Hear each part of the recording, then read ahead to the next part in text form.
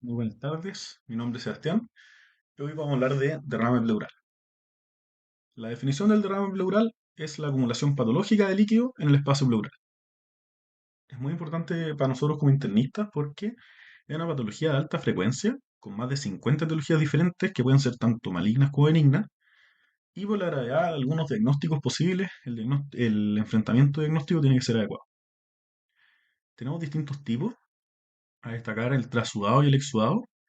El trasudado es un incremento de la ultrafiltración capilar. La enfermedad en este caso corresponde a algo extrapleural. El exudado es una mayor permeabilidad capilar que traduce patología inflamatoria de la pleura. Y también tenemos hemotórax, que es sangre, quilotórax, que es la acumulación de quilo linfático, y un pseudoquilotórax, que es un derrame de colesterol.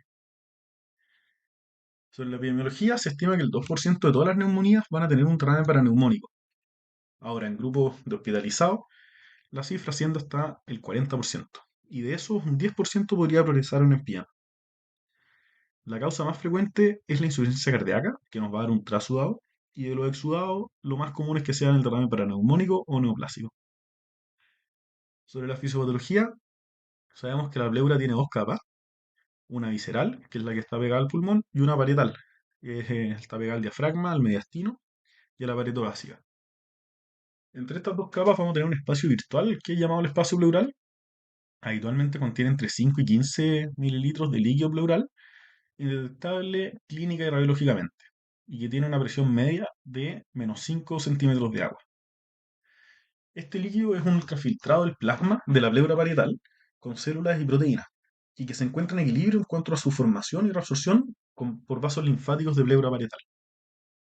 El movimiento del mismo se rige por la ecuación de Starling, que va a ver, hay una constante, y ve como hablamos la presión oncótica y la presión hidrostática. Eh, y dado los componentes de esta ecuación en el fondo, vamos a tener los distintos mecanismos para el desarrollo del derrame pleural, que obviamente son distintos según cuál es el que se altere. Algunas patologías pueden haber incluso más de un patrón alterado, como por ejemplo en el TEP. Esto conduce eventualmente a una limitación ventilatoria restrictiva, dado por la disminución del volumen pulmonar. También va a haber restricción por dolor, por alteración de la mecánica de los músculos y por rigidez tóraco-pulmonar que puede darse en el engrosamiento pleural. Sobre las etiologías, como mencionamos, son muchas y con distintos mecanismos. Podemos ordenarlas por mecanismo principal. Para partir los trasudados, donde tenemos la insuficiencia cardíaca como gran ejemplo, porque es la causa más frecuente. La telectasia, donde inicialmente es la que causa un trasudado, ya que disminuye la presión pleural. El síndrome nefrótico, la pleurasitis causada por daño hepático crónico. El tromboembolismo pulmonar por aumento de presiones derechas. Hipoalbuminemia o peritoneo de diálisis.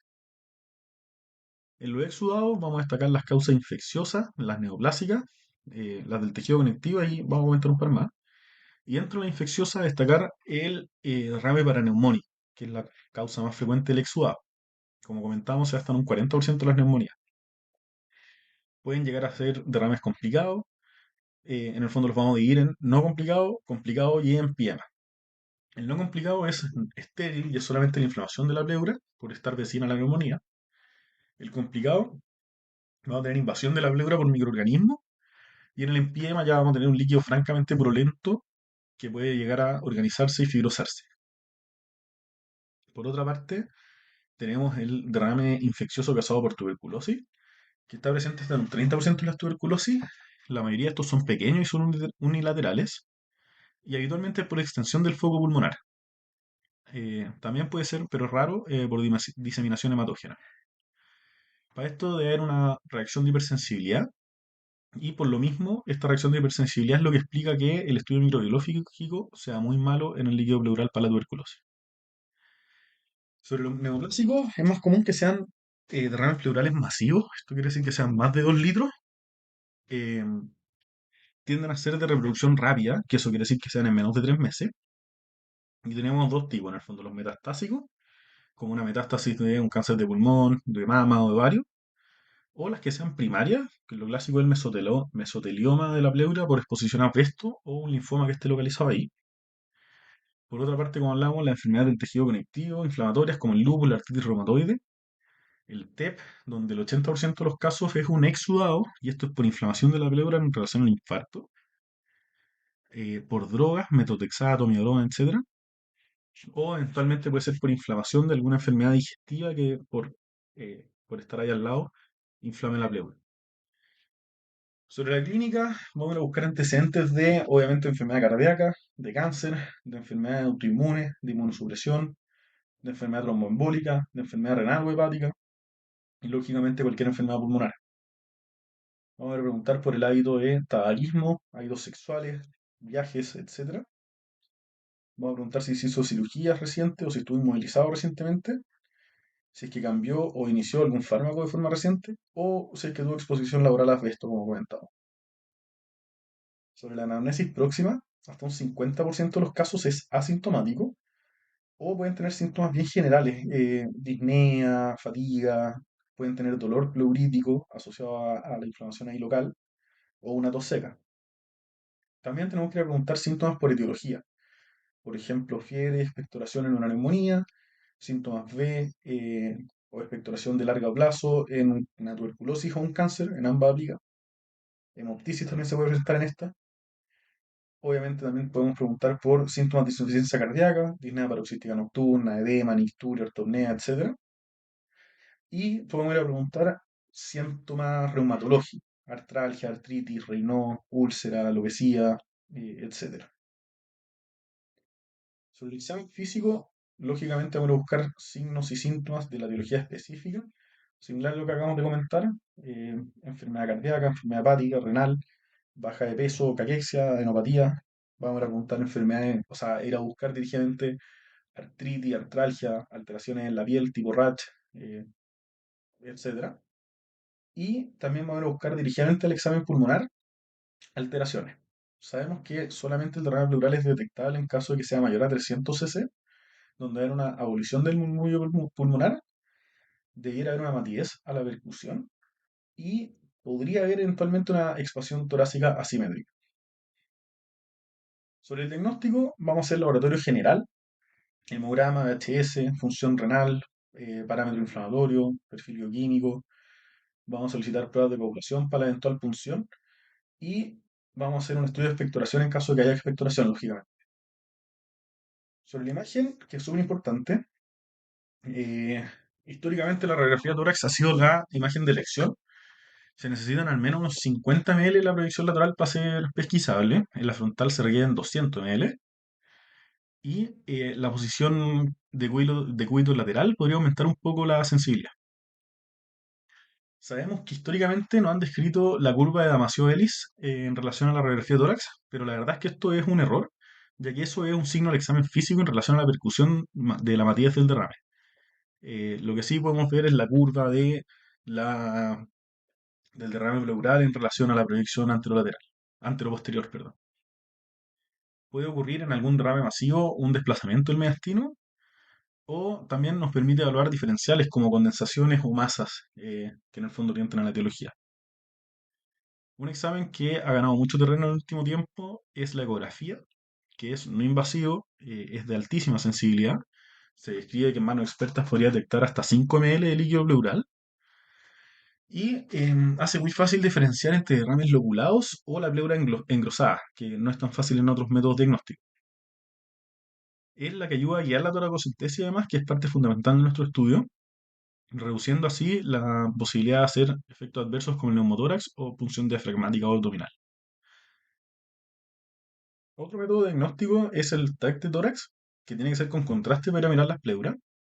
Es muy sensible, permite pesquisar cuantías muy bajas de líquido y habitualmente permite identificar todas las causas intratorácicas o subdiafragmáticas, eh, todas estas que comentamos previamente.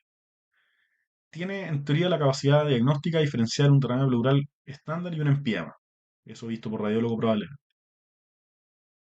Ahora, como comentaba antes, el estudio de líquido pleural, la toracocentesis, la verdad es que hay que hacerlo prácticamente a todos los pacientes, a menos que tengamos absoluta certeza de que el paciente tiene una insuficiencia cardíaca, que es la que está causando el derrame. Hay veces que esta toracocentesis no es solo para el estudio, sino que también es terapéutica con intención paliativa.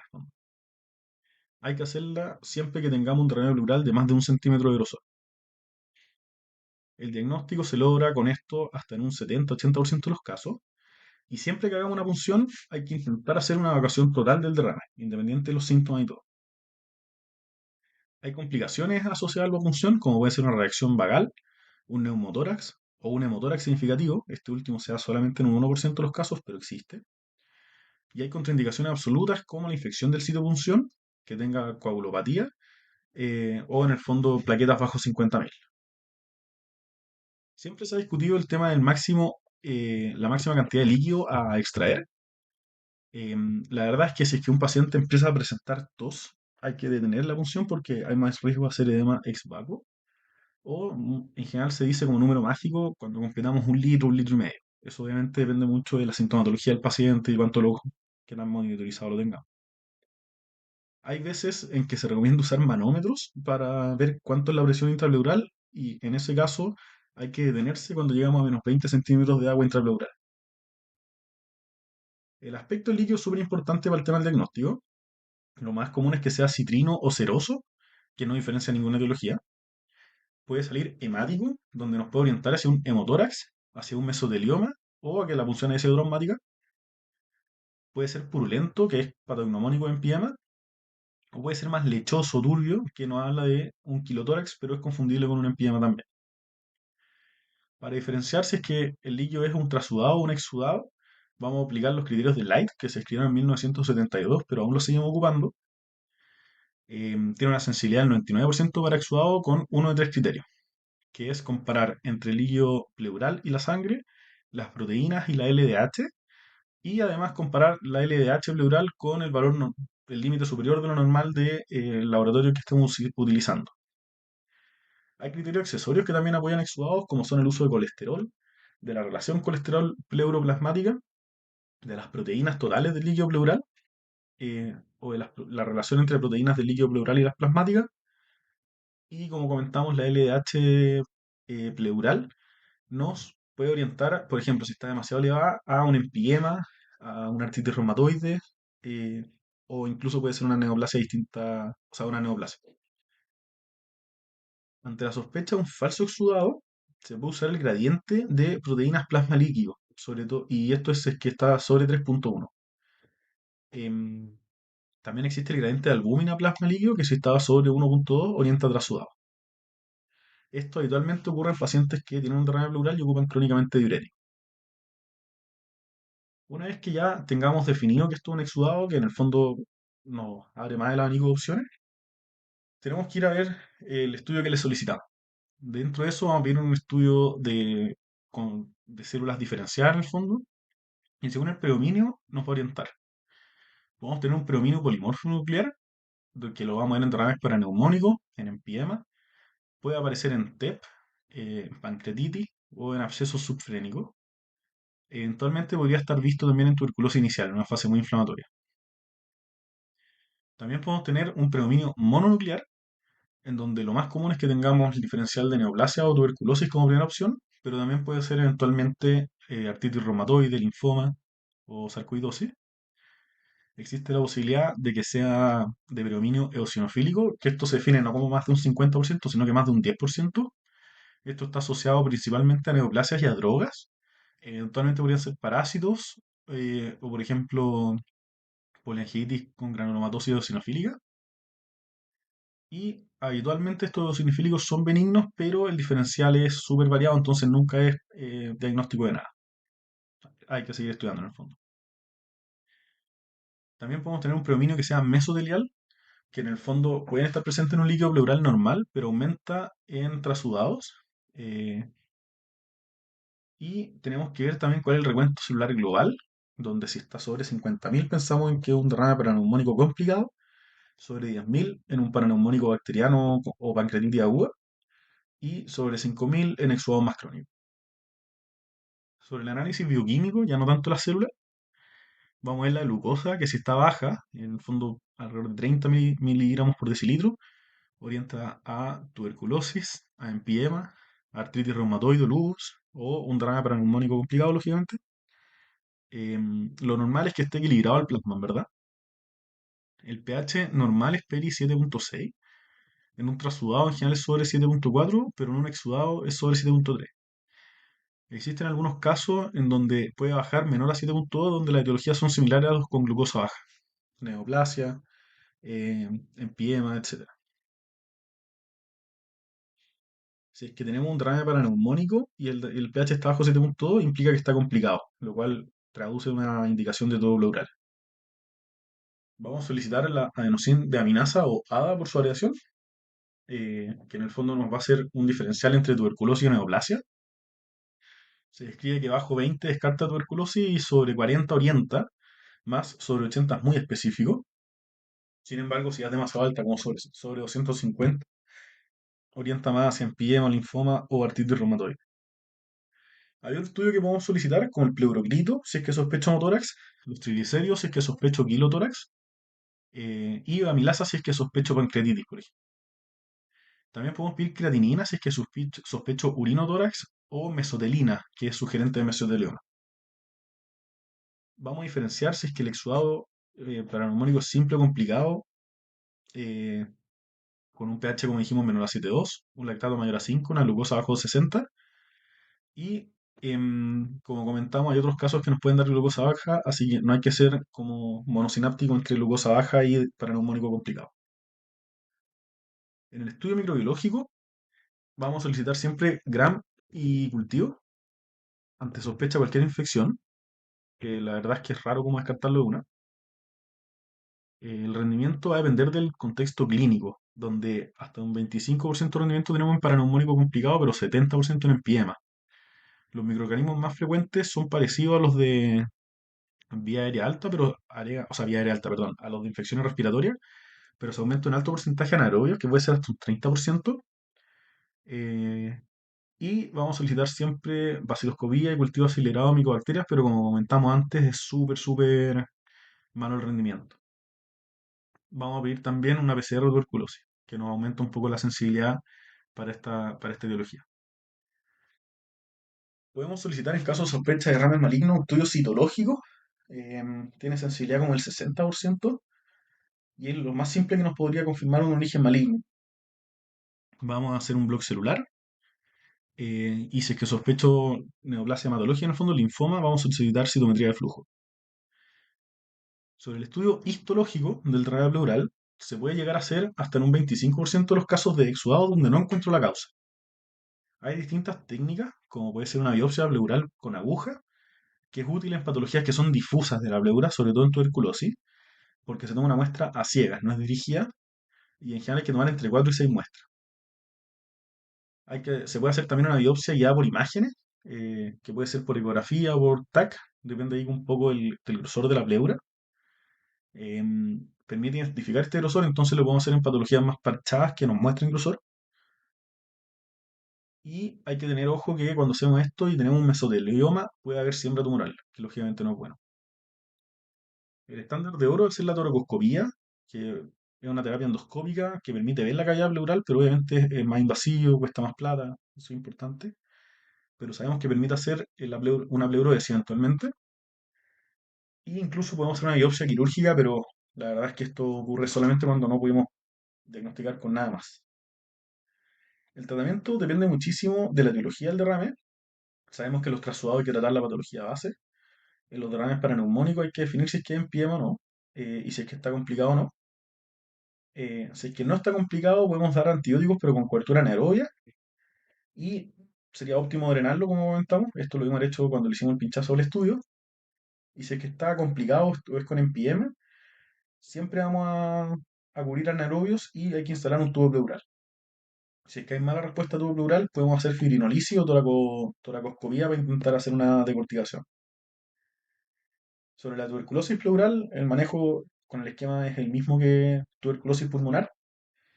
Está demostrado que los corticoides no van a modificar la evolución, y si es que hay una regresión del drenaje, o sea, del drenaje, si hay una regresión del derrame o es muy lenta, podemos considerar un drenaje.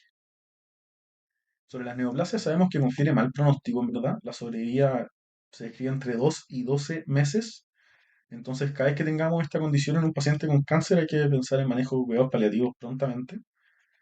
En general se recomienda siempre hacer toracocentesis evacuadora, y según la reexpansión pulmonar ver si es que es candidato a hacer pleurodesis, a dejar un catéter pleural tonalizado como paliativo, o hacer simplemente manejo con opioides y toracocentesis serial. El pronóstico, como hemos dicho, varía mucho según la etiología.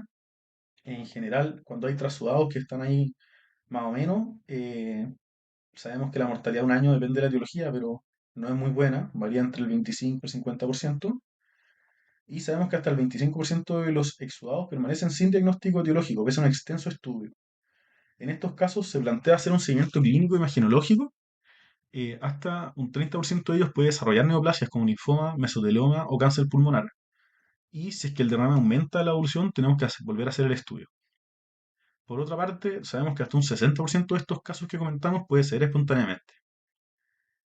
Y por último, comentar que la mortalidad del empiema puede llegar hasta el 15% si es que está presente.